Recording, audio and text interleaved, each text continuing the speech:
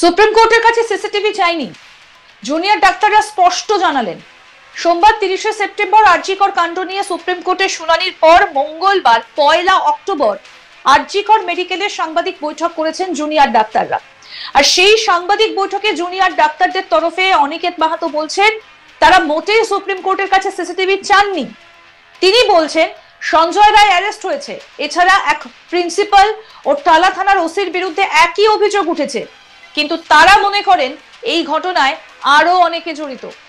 এই হত্যার মোটিভ কি সেই প্রশ্ন তুলছেন জুনিয়র ডাক্তার অনিকেত মাহাতো। তারা এই মুহূর্তে একটাই দাবি করছেন, বিচার চাই, এবং তার পাশাপাশি আরো যে দাবিগুলো তাদের ছিল অর্থাৎ নিরাপত্তার দাবি ছিল সেই বিষয়গুলো কিন্তু তারা তুলে ধরেছেন। তারা বলছেন যে তারা সুপ্রিম কোর্টের কাছে সিসিটিভি চাননি।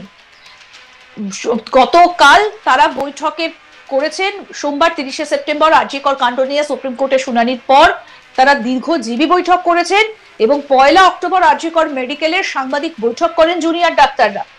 সেই সাংবাদিক বৈঠকে জুনিয়র ডাক্তারদের তরফে অনিকেত মাহাতো বলেন তারা মোটেই সুপ্রিম কোর্টের কাছে সিসিটিভি চাননি। কি বলছেন আন্দোলনরত জুনিয়র ডাক্তার অনিকেত মাহাতো, শুনবো। সুপ্রিম কোর্টের কাছ থেকে আমরা কি চাইছি যে একটা অনকল কিংবা এক্সক্লুসিভ ইনস্টিটিউশনাল অ্যাফেয়ার দেখতে করা হয়েছে বা করা হয়নি এই অভিযোগ, এবং টালা থানার ওসির ক্ষেত্রেও সেম অভিযোগে তাদেরকে অ্যারেস্ট করা হয়েছে। তাহলে প্রকৃত দোষী কারা? এই জায়গাটা আমরা মনে করি শুরুর দিন থেকে যে ঘটনা বলছি যে এই ঘটনার সাথে একাধিক ব্যক্তি জড়িত থাকা সম্ভব, তাহলে সেই একাধিক না সেটা অন্তত ক্লিয়ার করি। এবং তাহলে মোটিভ কি? যদি মোটিভ ক্লিয়ার না থাকে তাহলে এই ক্যাম্পাসের মধ্যে আর এই ধরনের ঘটনা ঘটবে না, এই নৃশংস ঘটনা ঘটবে না, এই কথাও যদি সিবিআই বলতে পারে তাহলেও আমরা মেনে নিতে পারি। তাহলে সেই জায়গাটার জন্য আমরা মহামান্য সুপ্রিম কোর্টের কাছ থেকে আমরা কি চাইছিলাম যে একটা অনকল রুম বা একটা সিসিটিভি ক্যামেরা, একদমই না। তাহলে আমরা চেয়েছিলাম বিচারের প্রশ্নে তার দিক থেকে একটা এই ঘটনাকে কেন্দ্র করে একটা সদর্থক ভূমিকা, সদর্থক প্রচেষ্টা, সেই প্রচেষ্টা আমরা পাচ্ছি না। কনফিডেন্স বিল্ড আপের ক্ষেত্রে আপনি যেটা বললেন সেই জায়গা থেকে বলতে চাই যে 13 দিন অতিবাহিত হলো, কেন বাস্তবায়িত রূপ আমরা দেখতে পাচ্ছি? পুজোর প্রশ্ন নিয়ে আমরা 2 তারিখের মহামিছিল, মহাসমাবেশ এবং মহামিছিল আছে, এই অবধি আমরা আমাদের নির্দিষ্ট কর্মসূচি এখনো কি রাখতে পেরেছি।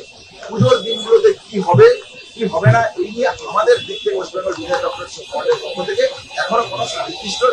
এর আগে আপনারা যখন কর্মবিরতিতে ছিলেন তখন সিনিয়র চিকিৎসকদের সমর্থন পেয়েছিলেন, যে কারণে রোগীরা সেই অর্থে পরিষেবা ব্যাহত হয়নি।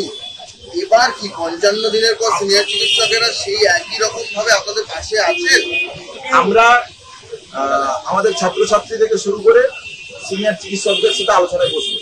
আমরা মনে করি যদি আমাদের দাবি ন্যায়সঙ্গত হয় তাহলে সিনিয়র চিকিৎসকদেরকেও আমাদের পাশে আসা উচিত। আমাদের পাশে আমাদের যে আন্দোলনের দাবি সেই দাবির সাথে সমার্থক হওয়া উচিত। আমরা এখনো কথা বলে উঠতে পারিনি, আমরা কথা বলছি সমস্ত কলেজগুলোতে, কথা বলে সিনিয়র চিকিৎসকদের কি বক্তব্য এবং আমাদের কি বক্তব্য এই নিয়ে সুচিন্তিত মত আমরা। মানুষের হয়রানি কি সমর্থনযোগ্য? মানুষের হয়রানি কখনোই সমর্থনযোগ্য নয়। ফলে অতি দ্রুততার সাথে এই সমস্যার সমাধান হোক, এটাই আমরা চাইছি।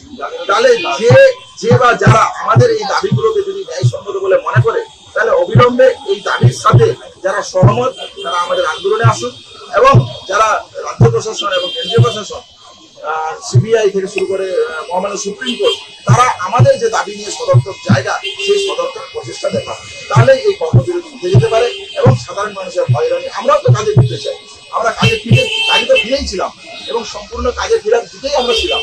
তাহলে সেই জায়গা থেকে আমাদেরকে যে জায়গাটা ঘুরে আসতে চাইছি সেই জায়গাটা যথেষ্ট যন্ত্রণা, সেই যন্ত্রণার জায়গা থেকে বলতে চাইছি যে অতি দ্রুততার সাথে আমাদের সমস্যার সমাধান করা হোক।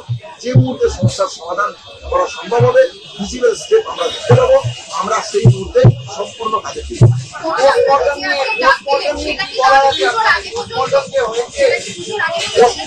পোস্টমর্টম নিয়ে দেখুন, আমরা যেটা বক্তব্য আমরা রেখেছি, পোস্টমর্টম নিয়ে যেটা আমাদের বক্তব্য সেটা হচ্ছে যে আপনারা জানেন 9 আগস্টের যখন এই ঘটনা ঘটে সেই সময় আরজিকর সহ বিভিন্ন কলেজের আরজিকরের ছাত্রছাত্রীরা মেনলি ওই সেমিনার রুমের বাইরে গিয়ে প্রোটেস্ট শুরু করে। কি দাবিতে?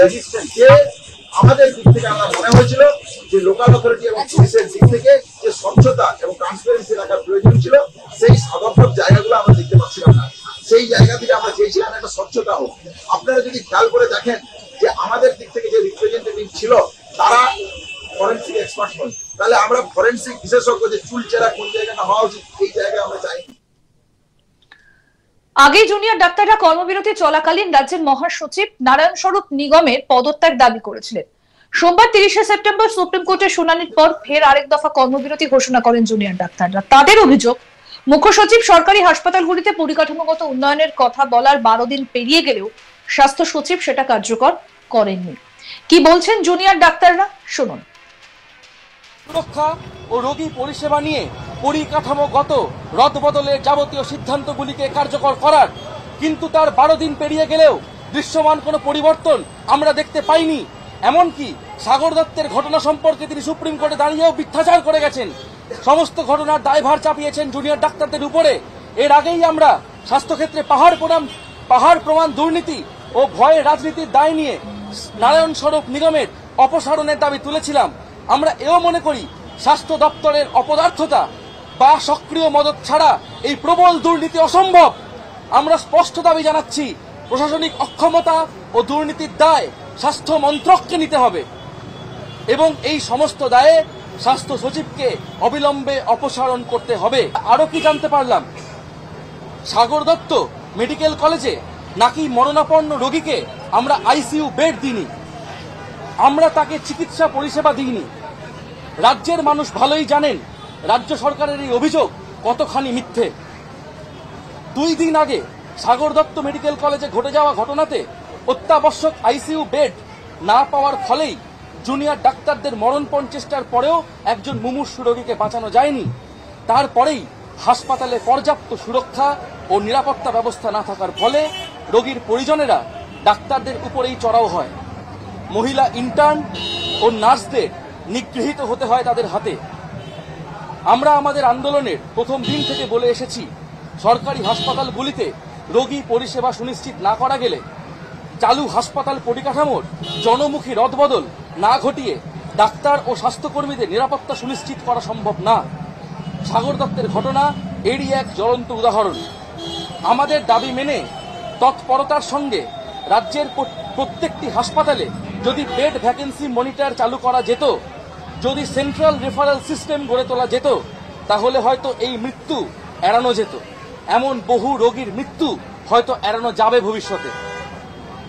প্রত্যেক রোগীর পরিবার জানতে পারবেন কোন হাসপাতালে কোন বিভাগে কয়টি বেড খালি আছে।